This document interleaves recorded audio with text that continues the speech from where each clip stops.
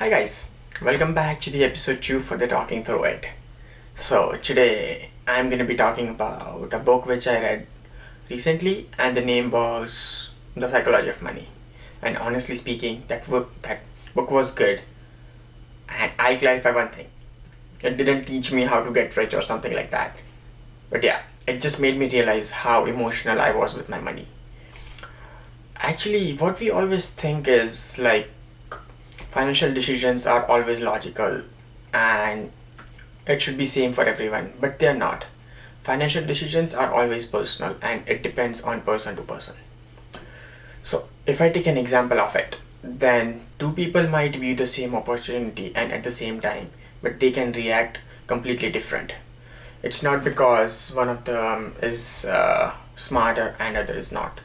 It's just because their past experiences, their fear, and the situation in which they are has a pretty much influence on how they choose to react and what kind of decisions they take. So, I'll agree with all the topics that are mentioned in the book. But the one line that stood out was rich is what you see and wealth what is hidden. I completely get the point what the author wants to convey, that financial stability is not always visible to everyone. And the flashy lifestyle is not the proof that you are stable in your life. But honestly speaking, I don't agree with that. I don't think spending money makes a person irresponsible, or we can say like if the person is spending money, he is irresponsible. That's wrong. For me, money isn't just something to hide away quietly. It's something that allows us to experience our life.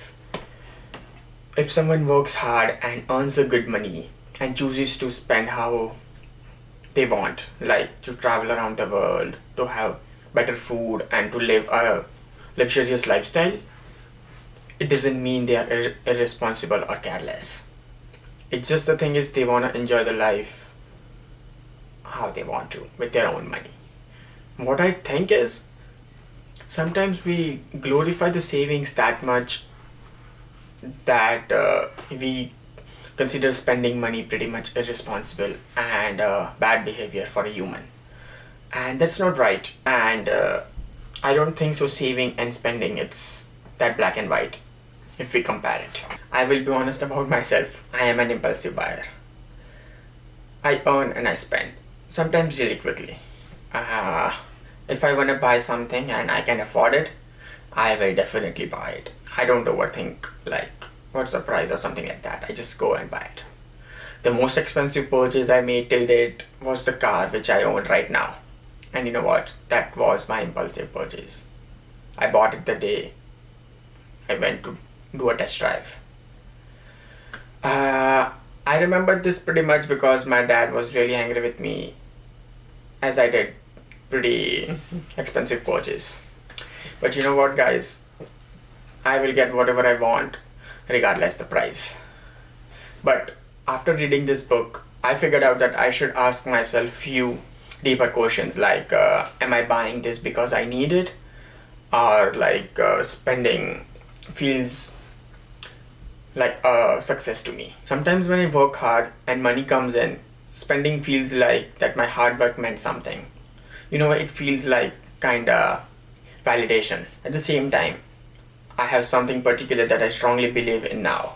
That a couple of years ago, I was in a phase where I used to spend money without looking at my numbers. I don't see like how much I was earning or how much I was spending. I was just spending recklessly, and that's wrong. And I agree that got me into a bit trouble, but not that much deep trouble. But yeah, it made me feel uncomfortable. That's when I understand.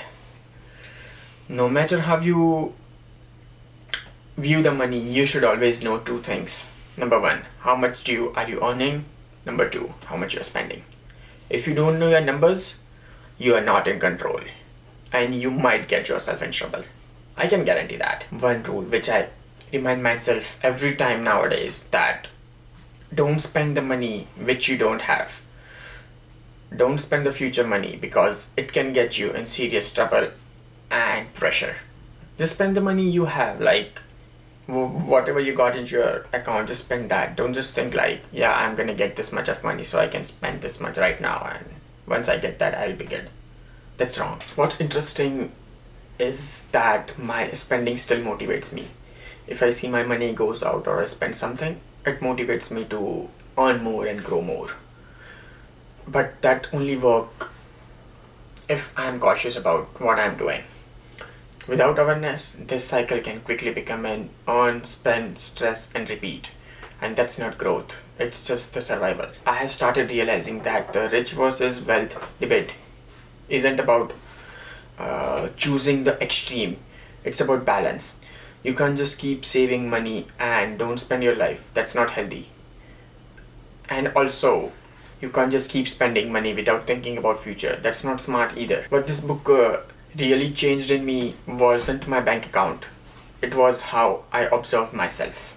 Money doesn't just show what you have. Money reflects how you think, how you behave, what are your ambitions, your fear, and it displays your discipline. I am still learning. I am still impulsive sometimes, but nowadays I take a pause. I think about how much I'm spending. I'll ask myself few questions. I understand my pattern a bit more better. And that awareness feels like a bit growth for me. Maybe that's the real lesson for me, that not to become perfect with the money, but just to be aware and just to be cautious with that. This was the episode 2 for talking through it. Thanks for watching it and be with me. And also please mention if you are impulsive and you had done any expensive purchase in your life in the comment section. And I'll see you in the next episode.